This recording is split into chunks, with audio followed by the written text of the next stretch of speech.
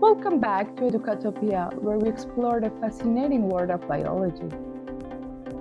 In today's episode, we will be exploring the differences between the lock and key model and the induced fit model of enzyme action. So, let's dive right in. There are two theories about the model of enzyme action: lock and key theory, given by Emil Fischer in 1894, and induced fit theory, given by Koshland in 1958. The lock and key model states that the active site of an enzyme precisely fits a specific substrate, while the induced fit model states that the active site of an enzyme will undergo a conformational change when binding a substrate to improve the fit.